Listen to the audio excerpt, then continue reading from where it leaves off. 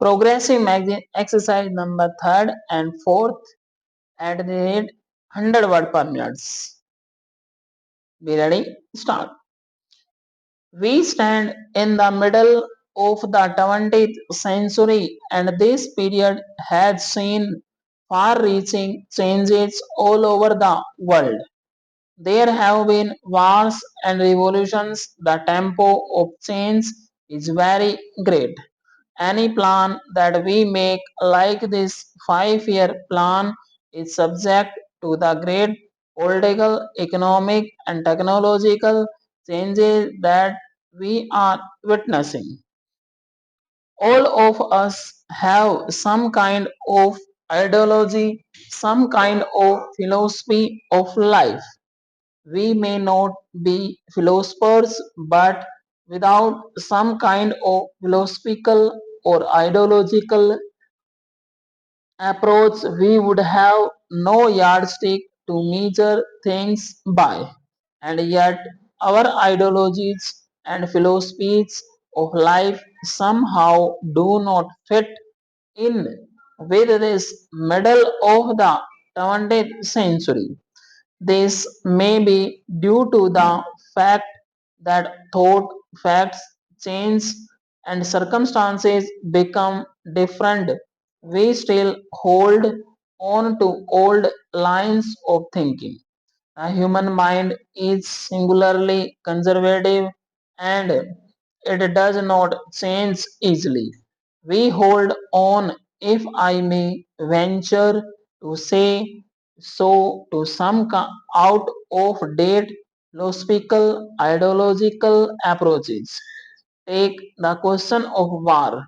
Many people say that because of various developments in the world, war has become or ought to become out of the question.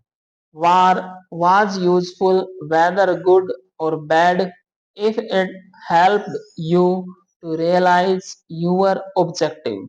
When it does not do that, when in fact it does the reverse, then no person should indulge in war. I should like to extend that parallel a little further. If a war, atomic or other, is now something that can only be considered excessively foolish, Cold War becomes more and more absurd. Cold War exists, it goes on, but really analyzed in the circumstances of today, it has little meaning. Likewise, certain other approaches, some economic approaches, which may have a great deal of truth, just do not fit in with the present circumstances. The major fact of today is the stupendous growth of technology, the tremendous growth of the productive apparatus of society, the tremendous power that human beings possess and are likely to possess in the form of atomic energy. These things are not quantitative changes but qualitative changes in society. Of course, in India, we have not been very powerfully affected by the technological process. We have read about it, but we have no real sensation of it in planning. However, we have to think in technological terms for production of wealth on large scale. We are now going to have annual plans every year. A period of the annual plan will be placed here, which will give a more precise indication of the targets for the last year. I hope to place a report of the annual plan of the first year of the second 5-year plan before this plan. house during the next session.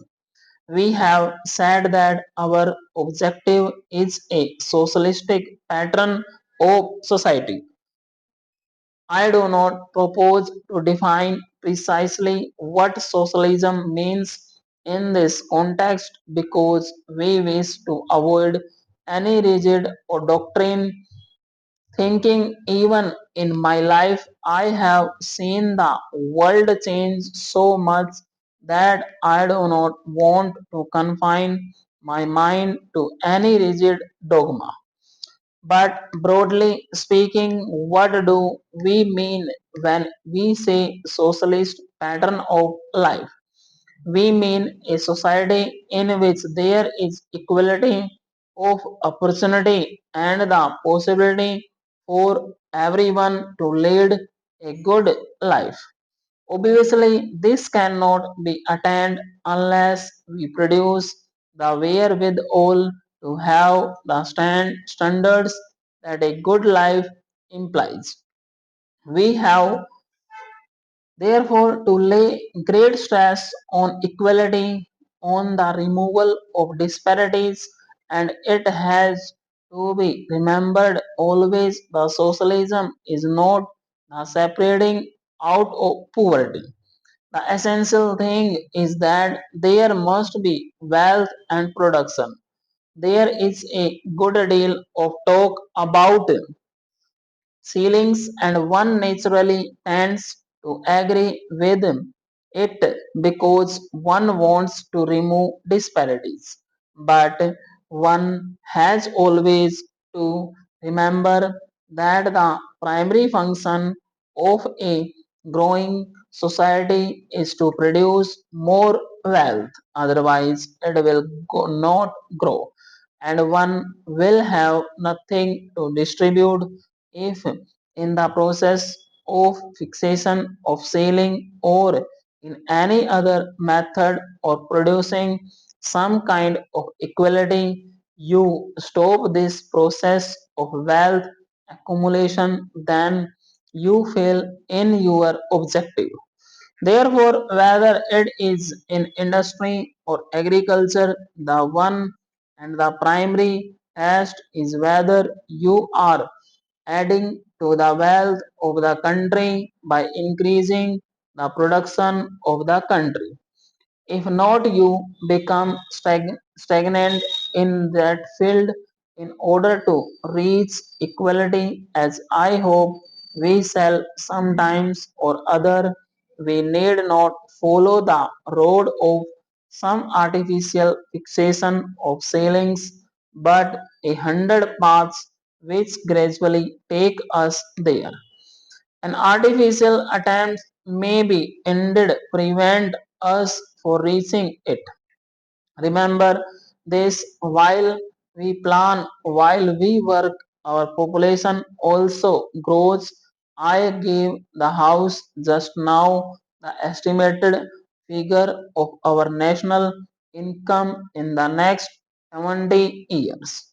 By the end of that period, the population of India will be around about 500 million. This rate of population growth is not that very great. Stop.